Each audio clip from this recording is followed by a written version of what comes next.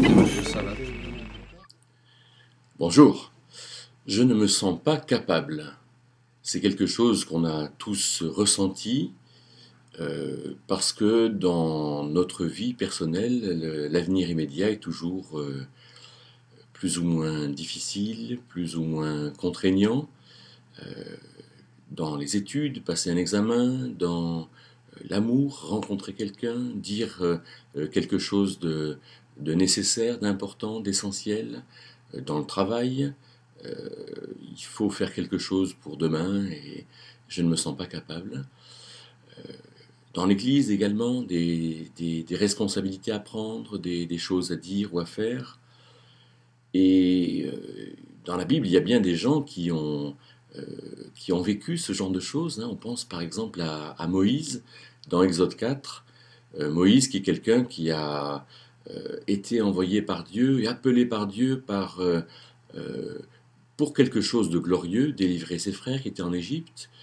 Alors bien sûr, là l'entreprise est extraordinaire, mais Moïse en face de ce buisson ardent, en face du Dieu qui se révèle, en face de quelque part de l'évidence de Dieu, va lui dire, mais moi je ne suis pas capable de dire ce que tu m'envoies à dire. C'est trop pour moi et je ne pourrai pas parler comme tu m'appelles à parler.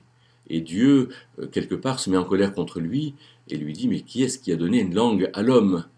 Donc, réfléchis un petit peu et voilà. À l'inverse, Abraham est quelqu'un qui a cru Dieu. C'est quelqu'un à qui Dieu avait promis une grande descendance. Il n'avait pas d'enfant, Sarah n'avait pas d'enfant, ils étaient stériles.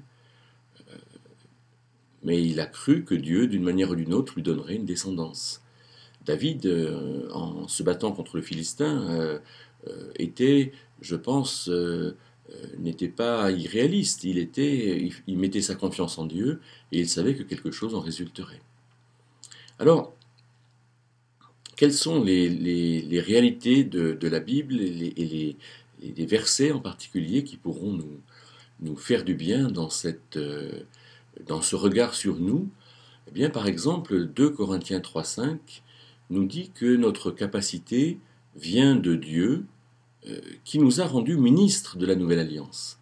Alors, qu'est-ce que c'est que la Nouvelle Alliance? C'est le renouvellement de l'alliance que Dieu avait faite avec Noé et puis avec Abraham, c'est-à-dire avec les nations, l'ensemble des nations que représentent Noé et Abraham.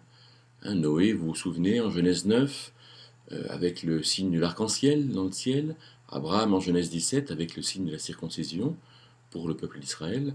Et donc cette alliance est renouvelée par Jésus-Christ avec le sacrifice de sa propre vie, avec son propre sang.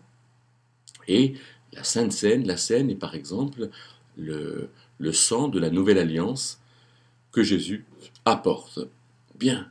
Et donc nous sommes ministres de la nouvelle alliance. Nous avons compris que Dieu a renouvelé son alliance qu'il a faite avec l'ensemble des nations par Jésus-Christ, avec le sang de Jésus-Christ, et notre capacité, et d'en parler, notre capacité de faire ce que Dieu nous demande, notre capacité de répondre à l'appel de Dieu, cette capacité-là, elle vient de Dieu. On pourrait dire que Dieu s'engage, que Dieu nous donne la possibilité ou la capacité de faire ce que nous avons à faire. Alors dans nos études, la capacité d'apprendre, dans la rencontre relationnelle, dans la rencontre amoureuse, la capacité de se comprendre, de résoudre les problèmes, dans le mariage, de résoudre les conflits, de ne pas aller au divorce, de ressortir de ce qu'il faut, dans le travail finalement d'avoir l'intelligence, de découvrir ce qu'il faut et de faire ce qu'il faut. Dieu nous donne cette capacité, il s'engage. Alors c'est clair que c'est à nous de découvrir aussi cette capacité. Nous sommes appelés à progresser, nous sommes appelés à comprendre dans les différents domaines de nos vies tout ce que Dieu nous propose, nous donne, et de fait, c'est pas quelque chose qui se découvre instantanément.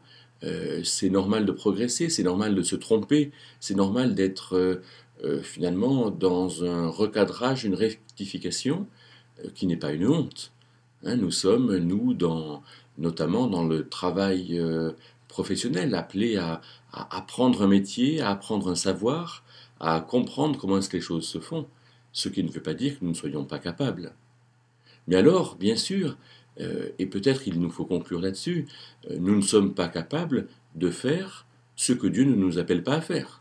Nous n'avons pas toutes les qualités, nous ne savons pas tout faire, nous ne connaissons pas tous les corps de métier, et de fait, il y a quantité de choses que nous ne sommes pas capables de faire. Mais ça, c'est tout à fait normal. La timidité et le fait de dire je ne suis pas capable, finalement, est quelque chose que nous n'avons pas à entretenir, parce que nous sommes capables d'aller là où Dieu nous appelle à aller, mais nous ne sommes pas capables d'aller là où Dieu ne nous appelle pas à aller. Finalement, les choses sont peut-être beaucoup plus simples que ce qu'elles ne paraissent. Donc soyons dans l'humilité de l'apprentissage, dans l'humilité de ces choses que Dieu nous appelle à découvrir, mais ne soyons pas dans cette timidité qui quelque part nous arrangerait peut-être, mais de toute façon n'honore pas Dieu.